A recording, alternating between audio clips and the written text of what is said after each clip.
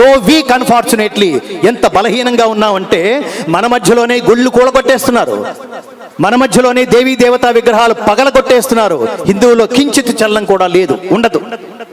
ఎక్కడో ఒక మూల నుంచి వెళ్ళి ఈ హంపి విద్యారణ్య స్వామి వారు వెళ్ళి అక్కడ ప్రెస్ మీట్ పెట్టి ఇది దురాగతం, ఇది దురన్యాయం అని ఒక్కరు ప్రెస్ మీట్ పెడితే సరిపోతుందా? ఎక్కడి నుంచి వచ్చి ఆయన రావాలా? మన బాధ్యత లేదా? ఆ దగ్గరలో ఉన్న చుట్టూతో ఉన్న హిందువులు జీవించి ఉన్నట్ట, మరణించి ఉన్నట్ట? మైనారిటీ అనేవాళ్ళు ఇంత స్ట్రాంగ్గా ఉన్నారేమిటి? 85% హిందూస్ ఉన్నారు ఈ దేశంలో అని గర్వపడి కాలరెగరేసే మనం ఇంత బలహీనంగా ఉన్నామంటే what non sense is going on in India? ఒక్క మోడీ సరిపోతాడా? ఒక్క మోడీ సరిపోతాడా? 500 శ్రీరాముడు రామయ్య తండ్రి అన్నాం, సీతమ్మ తల్లి అన్నాం. ఏది మాట వరుసగా నోరు ఏది నాలుక చివరి నుంచి అంటున్నామా? మనస్ఫూర్తిగా అంటున్నామా? మనస్ఫూర్తిగా అనేట్టయితే ఆ రామయ్య తండ్రి ఖచ్చితంగా ఇదే ప్రదేశంలో పుట్టాడని కన్ఫర్మ్డ్గా మనకి తెలిసిన అక్కడ గుడి కట్టడానికి మోడీ లాంటి ఒక్క మొగాడు మాత్రమే ముందుకొస్తే అవుతుందా? మనం కాదా? 500 సంవత్సరాలు పట్టిందంటే ఒక్క గుడి కట్టడానికి. ఒక్క గుడి. ఈ గుడి వల్ల రామయ్య తండ్రికి ఏం ఉపయోగం లేదు. గుడి కట్టడం వల్ల ఆయన ఏం సంతోషించడు. వాళ్ళు కృష్ణ పరమాత్మ చెప్తాడు, నేను పొందవలసింది కానీ పొందదగింది కానీ ఈ సృష్టిలో ఏదీ లేదు, అయినా నేను కర్తవ్యం ఆచరిస్తూనే ఉన్నాను. ఎందుకంటే నేనే కర్తవ్య కర్మని ఆచరించకపోతే నన్ను ఆదర్శంగా తీసుకుని లోకమంతా బద్ధకస్తులు తయారై ఈ కాలచక్రం సర్వనాశనం అయిపోతుంది. అందుకని నాకు ఆసక్తి లేకపోయినా నేను ప్రపంచాన్ని మేలుకొల్పడం కోసం, ప్రపంచానికి మార్గదర్శనం చేయించడం కోసం నేను కర్మల్ని ఆచరిస్తూనే ఉన్నాను. శ్రీరామచంద్రుడికి ఏం అవసరం అండి? ఏ డబ్బు అవసరం అండి? ఏ ల్యాండ్స్ అవసరం అండి? శ్రీకృష్ణుడికి ఏం అవసరం అండి? వీళ్ళ తత్వాల నుంచి గుర్తుపెట్టుకోండి. విగ్రహానికి దండేయటం ఒక్కటే కాదు, వాళ్ళు ఏం చెబుతున్నారో అది తెలుసుకుని ఆచరించినప్పుడు మాత్రమే వాళ్ళకి దండ వేసే అర్హత మనకుంటుంది. ఇంత లాజికల్గా చెప్పండి బిడ్డలకి. రాముడికి దండ వేసావా? దండ వేసి ఏ శ్లోకం చెప్తున్నావు? కృష్ణుడికి దండ వేశావా? ఏం శ్లోకం చెప్తున్నావు? అసలు ఎంతమందికి శ్లోకాలు? ఇది ఇంకో పెద్ద ప్రశ్న. హిందువుల బిడ్డలు ముఖ్యంగా ఆడపిల్లలు కనిపించనట్టుగా బొట్టు. ఏమిటది డ్రామా? హిందువుల ఆడపిల్లలు హిందువులు చూడగానే హిందువుల పిల్ల అన్నట్టుగా కనిపించట్లేదు. ఎందుకని? హిందువుల మగబిడ్డలు వీళ్ళు హిందువులు అని గుర్తుపట్టలేనట్టుగా ఉన్నారు. ఎందుకని? ఎవరిని ఆశిస్తున్నారు మీరు? ఎవరు సక్సెస్ అవుతున్నారు? పాశ్చాత్యుల మనమా? గుర్తుపెట్టుకోవాలి. ఈ వంశాలను గుర్తుపెట్టుకోండి. మీ తాతలు తండ్రులు ఏ మార్గాన్ని అయితే అనుసరించారో, ఇక్కడ విద్యారణ్య స్వామి ఏదైతే మీకు తర్వాత చెప్పబోతున్నారో వాటన్నిటినీ ఆచరించే ఆసక్తి ఉంటేనే ఉండండి, లేకపోతే వెళ్ళిపోండి. వద్దు, మనం హిందువులని చెప్పుకోవద్దు. చాలా బాధాకరమైన విషయం ఇది. అందుకనే ఒక మహానుభావుడు వెళ్ళిపోయిన రోజుల్లో ఒక స్వామీజీ అన్నారు, చిన్మయ మిషన్ స్వామీజీ, ఏమిటి స్వామి మీరు దీర్ఘంగా ఆలోచిస్తున్నారు? ఏం చాలా సైలెంట్గా ఉన్నారేంటి స్వామి? ఏదో ఒకటి చెప్పండి అంటే ఆయన అన్నారు, I'm seriously thinking that how to convert Hindus into Hinduism అన్నాడు ఆయన. హిందువుల్ని హిందువులుగా మార్చడం ఎలాగో తీవ్రంగా ఆలోచిస్తున్నాను. నా వల్ల కావటం లేదు, నాకు ఆలోచన రావటం లేదు. అందుకని మనకి పుస్తకాలు చదివే హిందువులొద్దు. కేవలం హనుమాన్ చాలీసా పారాయణం కోసం మాత్రమే హనుమాన్ చాలీసా నేర్చుకునే హిందువులొద్దు. దాన్ని అర్థం చేసుకుని ఆచరించే ప్రాక్టీసింగ్ హిందూస్ మాత్రమే ఈ దేశ పటిష్టతకి అవసరం. మనది చెప్పాను ఇందాక, మనది చాలా సార్వజనీనమైనది. ఎవడు ఏ ప్రశ్న వేసినా దానికి సరైన సమాధానం చెప్పగలం. ఇందాకేమన్నాం? ఇతర దేవతలను ఆరాధించే వాళ్ళని రాళ్లతో కొట్టి చంపండి అని బైబిల్ చెప్తుంటే మన భగవద్గీత ఏం చెప్తోందో తెలుసా? యో యో యాం యాం తనుం భక్తః శ్రద్ధయార్చితుమిచ్చతి తస్యాచలాం శ్రద్ధాం తామేవ విదధామ్యహం.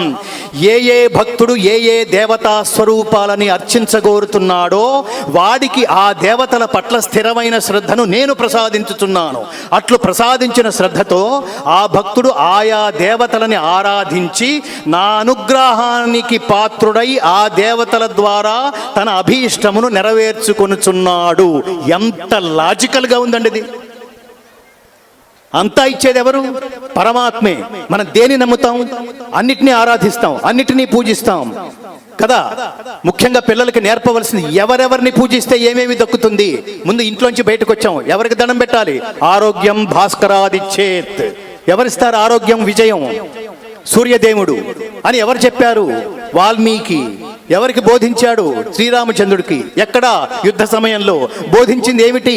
ఆదిత్య హృదయం పుణ్యం సర్వశత్రు వినాశనం జయావహం జపే నిత్యం అక్షయం పరమం శివం సర్వమంగళ మాంగళ్యం సర్వపాప ప్రణాశనం చింతాశోక ప్రశమనం ఆయుర్వర్ధనముత్తమం.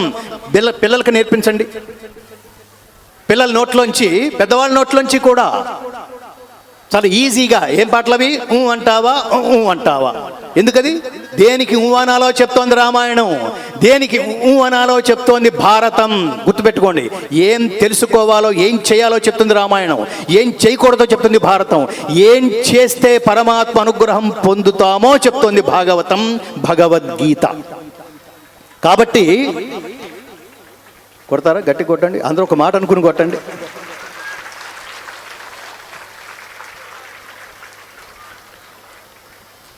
నేను ఇంకొక ఇద్దరికి నేను కృతజ్ఞతలు చెప్పాలి. ఒకటేమిటంటే, నేను ఈ ఊళ్ళోకి అడుగు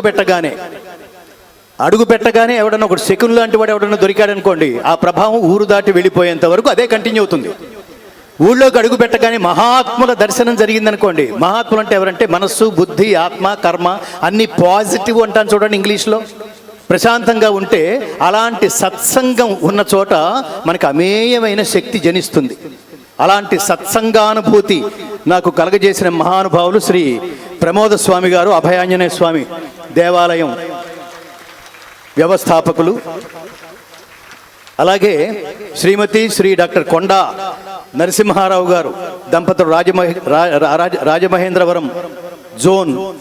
వారికి పరమాత్ముడు ఆయుష్, ఆరోగ్యం, సంపద, ఐశ్వర్యం, విజయం, స్థిరమైన నీతి ప్రసాదించవలసిందిగా ప్రార్థిస్తూ, అలాగే పూజ్య భావంతో, ఆదరణ భావంతో మళ్ళీ ఎప్పుడు ఇక్కడ అడుగుపెట్టినా వారి ఆతిథ్యమే స్వీకరించాలనే ఆప్యాయత, అనురాగాలతో వారిచ్చిన అమృతతుల్యమైన ఆతిథ్యం ఆజన్మాంతం నేను ఎప్పుడు గుర్తుపెట్టుకుంటాను. శ్రీమాన్ నాగరాజు గారు దంపతులు. అలాగే ఈ కార్యక్రమానికి ఆత్మలాంటి ఆత్మద్రష్ట, జ్ఞానద్రష్ట నిర్వాహకులు శ్రీ సుంకు వేణుగోపాల్ గారు. మహాత్మా, మీరు ఎప్పుడు ఇలాగే ఉండాలి. ఎందుకంటే ఇవన్నీ అవుట్ ఆఫ్ ది సిలబస్. ఇది అవుట్ ఆఫ్ సిలబస్ అంటాం. సిలబస్లో నేను ఎప్పుడు చెప్తుంటాను, సిలబస్లో ఉన్న పాఠాలు చెప్పేవాడు మామూలు గురువు. సిలబస్లో లేని పాఠాలు అంటే ఏవైతే జీవితానికి ఉపయోగపడగలవో వాటిని కూడా కలిపి చెప్పేవాడు సద్గురువు. ఈ రెండు పాఠాలతో పాటు మనం ఈ లోకాన్ని విడిచిపెట్టిన తర్వాత కూడా శాశ్వతంగా ఉండాలంటే ఏ పాఠం అవసరమో ఆ పాఠం చెప్పిన జగద్గురువు శ్రీకృష్ణ పరమాత్మ. ఇవి గుర్తుపెట్టుకోండి. జై శ్రీరామ, జై శ్రీకృష్ణ, భారత్ మాతాకి జై. ఎందుకు భారత్ మాతాకి అంటే ఇంతటి దైవాలని ప్రపంచానికి అందించింది. అనుష్ఠించిన కర్మల ద్వారా ప్రపంచంలో మనిషి మనుగడంటే ఇలా ఉంటే మనం ఎన్ని వేల లక్షల కోట్ల సంవత్సరాలైనా శాశ్వతంగా ఉంటాము అని ప్రవర్తించే మహాత్ములకు జన్మనిచ్చిన తల్లి కాబట్టి భారత్ మాత. కంపేర్ చేసుకోండి, ప్రపంచంలో ఇలాంటి మహానుభావులు ఎక్కడైనా ఉన్నారా? ఇవాళ మనం ఐఫోన్ వాడుతున్నాం. ఈ ఐఫోన్ ప్రపంచ గతిని మార్చింది. వేలు పెట్టి. నా చిన్నప్పుడు ఎప్పుడు మా నాన్నగారు అంటుండేవాళ్ళు, అనవసరమైన విషయాల్లో వేలు పెట్టి కెలక్కురా అని. ఇప్పుడు మనం చేస్తుంది అదే. ఫోన్ తీసుకుని కెలుకుతూనే ఉన్నాం పొద్దున్నుంచి. దాని ఫలితం ఏమిటంటే, ఇవాళ ఎవడన్నా మనశ్శాంతిగా ఉన్నాడు అంటే దాని అర్థం వాడు కొంపలో టీవీ లేదని, వాడి చేతిలో మొబైల్ లేదని అర్థం. ఎందుకు మనశ్శాంతి లేదంటే ఈ కెలకటం వల్లే. దీని నుంచి ఏం నేర్చుకుందామంటే ఏం నేర్చుకోవట్లేదు. నిజంగా ఏం నేర్చుకోవాలంటే భగవద్గీత నేర్పించండి. ఏదైతే అనవసరమో, ఏదైతే అశాశ్వతమో, ఏదైతే అనారోగ్యకరమో వాటి దగ్గరకు కూడా వెళ్ళవు. ఏమిటి క్రైస్తవం, ఏమిటి ఇస్లాం, ఏమిటి వాళ్ళు ప్రపంచానికి బోధించిన పాఠాల రూపంలో ఉన్న గ్రంథాలు అంటే, ఇస్లాం దేని ఫాలో అవుతున్నారు చెప్పండి? ఖురాన్. క్రైస్తవం దేని ఫాలో అవుతున్నారు చెప్పండి? బైబిల్. ఈ రెండు ఏమిటో తెలుసా? మానవుల చేత రచించబడిన గ్రంథాలు, బోధించబడిన గ్రంథాలు అంతే. జీసస్ రాయలేదు బైబిల్. ఆయన వెళ్ళిపోయిన 200 సంవత్సరాల తర్వాత ఆయన శిష్యులనే వాళ్ళ చేత రచించబడింది. ఖురాన్ మహమ్మద్ ప్రవక్త రాయలేదు. ఆయన వెళ్ళిపోయిన 300 సంవత్సరాల తర్వాత ఆయన శిష్యులనే వాళ్ళ చేత రచించబడింది. కానీ భగవద్గీత ఎవరు రాశారు? సాక్షాత్తు తను పరమాత్మగా ప్రకటించుకుని అండర్లైన్. అహమాత్మా గుడాకేశ సర్వభూతాశయ స్థిత అహమాదిత్య మధ్యంచ భూతానాం అంత ఏవచ. సర్వభూతములందున్న ఆత్మను నేనే, వాటి ఆది మధ్యాంతములను నేనే అన్నాడు. అనగానే మనలాంటి వాళ్ళకి డౌట్ వస్తుంది, భలే అన్నిటి మీద భలే కర్చీఫ్ వేసాడరా, అన్ని నేనే అని భలే ఫుల్ ఆర్కెస్ట్రా పెట్టి వాయించేసుకుంటున్నాడు రా అని అనుకుంటామేమో విభూతి యోగం చదువుతున్నప్పుడు. కానీ ఏదైతే చెబుతున్నాడో అదంతా చూపించాడు విశ్వరూప సందర్శన యోగంలో. సృష్టి స్థితి లయమంతా ఆయనలో కనిపిస్తున్నప్పుడు మైక్రో లెవెల్లో అర్జునుడు అలా కూర్చుని పాద ధూళి రేణువులాగా ఆ స్థాయిలో అక్కడ అతను కూర్చున్నప్పుడు కృష్ణమూర్తి పాదాల దగ్గర, మ్యాక్రో లెవెల్లో సృష్టి స్థితి లయకారకుడైన పరమాత్ముడు సర్వత్రా వ్యాపించి ఉన్న స్థాయిలో ఆయన విశ్వరూపం చూపిస్తున్నప్పుడు అర్జునుడికి మొత్తం అర్థమైంది జీవిత పాఠం. భగవద్గీత ఎందుకు చదవాలనుకునే వాళ్ళకి ఈ ఒక్క ఫలశ్రుతి చెప్పండి. అర్జున విన్నావా, నీకు అర్థమైందా, ఏమర్థమైంది చెప్పు అన్నాడు శ్రీకృష్ణుడు చివర్లో. అంటే అప్పుడు అర్జునుడు చెప్తున్నాడు, పరమాత్మ నష్టో మోహ స్మృతిర్లబ్ధా త్వత్ప్రసాదాన్మయాచ్యుత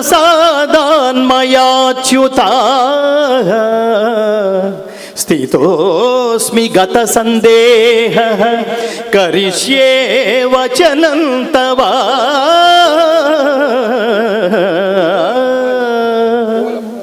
పరమాత్మ బాగా గుర్తుపెట్టుకోండి, భగవద్గీత చదివితే నష్టో మోహ. మోహం అంటే తెలుగులో మోహం కాదు, సంస్కృతంలో మోహం అంటే, తెలుగులో మోహం అంటే పిచ్చ, సంస్కృతంలో మోహం అంటే అజ్ఞానము. ఏమన్నాడు, నా అజ్ఞానము తొలగిపోయినది. రెండవది నాకు సుజ్ఞానము లభించినది. మూడవది ఏమిటి చెప్పండి, స్థితోస్మి గత సందేహ. నా డౌట్స్ అన్నీ క్లియర్ అయిపోయినాయి. జీవితానికి సంబంధించిన ఏ డౌట్ అయితే ఉంటుందో, ఏ ప్రశ్న అయితే ఉదయిస్తుందో మొత్తం వెళ్ళిపోయినాయి. ఇప్పుడు నువ్వు ఏదైతే చెప్పావో కర్మ మార్గంలో, భక్తి మార్గంలో, జ్ఞాన మార్గంలో మూడు కలిపి కర్మని భక్తి శ్రద్ధలతో ఆచరిస్తే జ్ఞానం లభిస్తుందని చెప్పావో, ఎంత గొప్ప గురువు పరమాత్మ. నన్ను నువ్వు డిక్టేట్ చేయలేదు, యథేచ్ఛసి తథా గురు. అనునయంగా శిష్యుణ్ణి దగ్గరకు తీసుకుని ఇంత ప్రేమపూర్వకంగా ఉపదేశించిన గురువు ప్రపంచంలో ఈ సృష్టిలో ఇంకొకడు ఉండడు పరమాత్మ అని అర్జునుడి చేత కితాబు పొందిన దైవము జగద్గురువు ఎవరు, శ్రీకృష్ణ పరమాత్మ. ఈ రెండు యుగకర్తల సారాంశం అదే. ఆయన ధర్మాన్ని అనుష్ఠించి ఇలా జీవించాలరా అని చెప్పాడు. ఈయన అనుష్ఠిస్తూ ఇలా చెప్పాలరా అని తర్వాత కాలంలో మనలాంటి వాళ్ళందరికీ ఓ టెక్స్ట్ బుక్ ఏదో ఉండాలి కదా, జీవిత పాఠం బోధించాడు. కాబట్టి ఇందాక మనం చెప్పుకున్నట్టు మిగతా మత గ్రంథాలు మనుషుల చేత రచించబడినవి, కానీ భగవద్గీత సాక్షాత్తు పరమాత్ముని ముఖపద్మం నుండి వెలువడిన మహోత్కృష్టమైన దివ్య సందేశం భగవద్గీత. కాబట్టి మిగతా మతాలతో పోల్చుకున్నప్పుడు ఆ మతాలు బోధించిన వాళ్ళు మానవులు, ఇక్కడ చెప్పిన వాడు దేవుడు. ఈ మానవుడికి దేవుడికి తేడా ఏమిటంటే, మానవుడు మాట్లాడితే దాని పేరు మాట, అదే మాట దేవుడు మాట్లాడితే మంత్రము. భగవద్గీతలో ఉన్నవి శ్లోకాలు కాదు, మంత్రాలు. గుర్తుపెట్టుకోండి. ఈ మంత్రాల్లో ప్రధానంగా సర్వకార్య సిద్ధి మంత్రము అని మంత్రద్రష్టల చేత పేర్కొనబడిన మహోత్కృష్టమైన మంత్రము భగవద్గీతలోని 18వ అధ్యాయంలో 66వ శ్లోక తుల్యమైన శ్లోక రూపంలో ఉన్న మంత్రము. ఒకసారి అందరూ చెప్పండి, సర్వధర్మాన్ పరిత్యజ్య మామేకం శరణం వ్రజ అహం త్వా సర్వ పాపేభ్యః మోక్షయిష్యామి మా శుచః. సర్వధర్మాన్ పరిత్యజ్య అన్నాడు భగవద్గీత సారాంశంలో. ఇది అత్యద్భుతమైన వాక్యం. సర్వధర్మాన్ పరిత్యజ్య. ప్రతిదానికి మీరు వాచ్యార్థం వెతుక్కుంటే మనకు అసలర్థం తెలియదు మిత్రులారా. దీని అసలర్థం ఏమిటంటే, అసలు ధర్మాన్ని ఆచరించు అని చెప్తున్న పరమాత్మ సర్వధర్మాన్ పరిత్యజ్య అన్నాడేమిటి? ధర్మాన్ని సర్వధర్మాలు వదిలిపెట్టమన్నాడేమిటి? ఇక్కడ ధర్మానికి అర్థం ఏమిటి? ఇక్కడ ధర్మం అంటే ధర్మం అని కాదు మిత్రులారా, సమస్త కర్మ ఫలాల్ని నాకు వదిలిపెట్టు.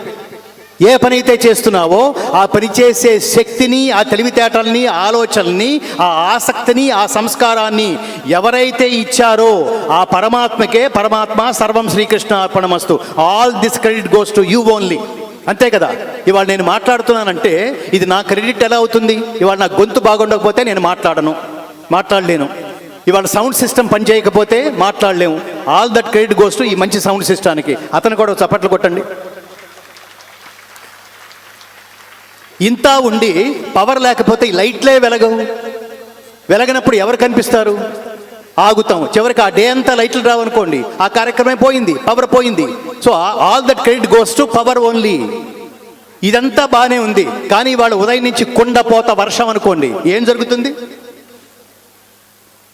వీటన్నిటికంటే మించి ఇలాంటి వేదిక ద్వారా హిందూ జనాల్ని ముఖ్యంగా మంది, నిజానికి ఇంకొకటి కూడా గుర్తుపెట్టుకోండి, మనదే కనుక మతం అంటే, ఇందాక చెప్పాను కదా, మతానికి ఒక జాడ్యం కూడా ఉంది. వాళ్ళు ఏమిటంటే, మీరు వెధవలరా, మేము చాలా గొప్పవాళ్ళం, అందుకని మీ తల్లిని వదిలేసి, మీ తల్లి వల్ల ఉపయోగం లేదు, మీ దేవుడి వల్ల ఉపయోగం లేదు, మా వల్లే ఉపయోగం, ఏం కావాలంటే అది ఇచ్చేస్తాం అని డబ్బు ఇతరత్ర ఆశలు చూపించి ఇతర మతాల్లోకి లాగుతున్న కన్వర్షన్స్ పేరుతో లాగుతున్న వాళ్ళు ఉన్నారే, వాళ్ళ మీద కేసులు పెట్టి, నేను అసలు యాక్చువల్గా హనుమాన్ చాలీసా గురించి చెప్పడం కంటే వాటి అర్థాలు మీరు పుస్తకాలు వెతికినా దొరుకుతాయి. మహానుభావులందరూ చెప్తారు, హిందూ ధర్మాన్ని, హిందూ మతాన్ని, సనాతన ధర్మాన్ని కాపాడుకోవటం మీద హిందువులు దృష్టి పెట్టకపోతే రాబోయే రోజుల్లో ఉండవు మిత్రులారా. పిల్లలు పుడుతూనే ఇతర దేశాలు పోతున్నారు చదువుకోవడానికి. ఇతర దేశాలు ఒక్కసారి పోయారు అంటే సనాతన ధర్మం పాడైపోయిందని అర్థం, పాడైపోతుందని అర్థం. తర్వాత జనరేషన్స్ ద్వారా కాపాడవలసిన బాధ్యత నిజంగా మనం పిల్లలకి పంచిపెట్టవలసింది జ్ఞాన సంబంధమైన ఆస్తి. దయచేసి సనాతన ధర్మం అనే ఆస్తిని పిల్లలకి పంచిపెట్టండి. మన ఇంటి పక్క నుంచి మనం పక్కింట్లో ఉన్న వాళ్ళని కూడా లాక్కెళ్ళిపోతున్నారు మిత్రులారా, కన్వర్షన్స్ పేరుతో. కన్వర్షన్ అంటే ఏమిటో తెలుసా? తల్లిని మార్చడం అని అర్థం. తల్లిని మార్చమని చెప్పేవాడు, తల్లిని మార్చేవాడు ఇద్దరు కిరాతకులే, దైవద్రోహులే. మన తల్లి యావరేజ్గా ఉంటుంది. మన పక్కింటి తల్లి ఐశ్వర్యరాయ్ అనుకోండి, చాలా అందగత్తి కాబట్టి ఆవిడే మన తల్లి అంటామండి. మనకి జన్మనిచ్చిన తల్లే తల్లి. ఇందాక మాతృదేవోభవ అనే పదానికి ఎందుకు దేవుడితో పోల్చారంటే, దేవుడికి ఇవ్వడమే కానీ తీసుకోవడం రాదు మిత్రులారా, తీసుకోవడం తెలియదు. నువ్వు ఇవ్వడానికి ప్రయత్నించినా దేవుడు తీసుకోడు, వాడు తీసుకోవాలని ప్రయత్నిస్తే నువ్వు ఇవ్వలేవు. ప్రతి నెల కరెంటుకి ఇంత బిల్లు కట్టేస్తున్నారు వీళ్ళు, బాగా డబ్బుండే కడుతున్నారు, బాగా బలిసిపోయి ఉన్నారు వీళ్ళు, నన్ను మాత్రం అనాదిగా వీళ్ళు ఫ్రీగా వాడేసుకుంటున్నారు అని సూర్యదేవుడు అనుకుని ఒక్క నెల బిల్లు పంపించాడు అనుకోండి, ఆలోచించండి, ఫినిష్. కట్టగలమా మనం? ప్రకృతి అంతా మరి ఇంత నిస్వార్థంగా మనకి సేవ చేస్తున్నప్పుడు మనం ఏమిటండి ఇలా ఉన్నాం? ఇది చెప్తోంది కదా సనాతన ధర్మం. ధర్మం అంటే జాగ్రత్తగా ఆలోచించు, జాగ్రత్తగా ప్రవర్తించు, ఇతరుల కోసం ఆలోచించు. ఆత్మౌపమ్యేన సర్వత్ర సమం పశ్యతి యః అర్జున సుఖం వా యది వా దుఃఖం సయోగి పరమోమతః. ఎంత గొప్ప స్థాయికి వెళ్ళి చెప్తుందండి భగవద్గీత, ఎంత లోతులకు వెళ్ళి స్పృశించి చెప్తుందండి భగవద్గీత. మనం సాధారణంగా ఒక స్లోగన్ చెప్తుంటాం, ఒక సూక్తి. ఏమిటది? మానవ సేవే. ఇక నుంచి అది బానేయండి, మానవ సేవే అని దీర్ఘం పెట్టకండి. మానవ సేవే అని దీర్ఘం పెడితే అర్థం ఏమిటంటే, మానవ సేవ మాత్రమే మాధవ సేవ అనే అర్థం వస్తుంది. ఎవడరా నీకు అర్హత ఇచ్చింది? ఎవడు కానీ నీకు ఆ హక్కు ఇచ్చింది? ఎవడిచ్చాడు నీకు ఆ హక్కు? మానవ సేవ మాత్రమే మాధవ సేవ కాదు నాన్న. ఆత్మౌపమ్యేన సర్వత్ర సమం పశ్యతి యః అర్జున సుఖం వా యది వా దుఃఖం సయోగి పరమోమతః. అంటే సర్వప్రాణుల సుఖదుఖములను తన సుఖదుఖములతో పోల్చుకొని చూచువాడు గొప్ప యోగి అని చెప్పబడుచున్నాడు. అంటే నిన్ను ఎలా చూసుకుంటున్నావో, ఎలా ప్రేమించుకుంటున్నావో, సకల ప్రాణుల్ని అదే అనుభూతితో, అదే చక్షువులతో, అదే దృష్టితో, అదే సంస్కారంతో చూసినప్పుడు మాత్రమే పరమాత్మ ఆశీస్సులకి నువ్వు అర్హత పొందినవాడు అవుతావు అని చెప్తోంది. ఎంత లోతులకు వెళ్ళి చెప్పింది. నీ ఇంట్లో ఉన్న కుక్క, నీ పక్కనున్న సకల చరాచర ప్రాణికోటి నీతో సమానం. నువ్వేదో ప్రత్యేకం అనుకుంటున్నావు, కానీ పరమాత్ముడు జంతువునాం నరజన్మ దుర్లభం అన్నట్టుగా మిగతా వాటికి బుద్ధి కానీ జ్ఞానం కానీ చాలా లోయర్ లెవెల్లో ఉంటుంది. కానీ కనిపించని పరమాత్ముడి ఉనికి గుర్తించి గ్రహించి చేరుకోగలిగే జ్ఞానం మన ఒక్కడికే ఇచ్చినప్పుడు మనం దాన్ని స్వార్థం కోసం వాడుకోకూడదు మిత్రులారా.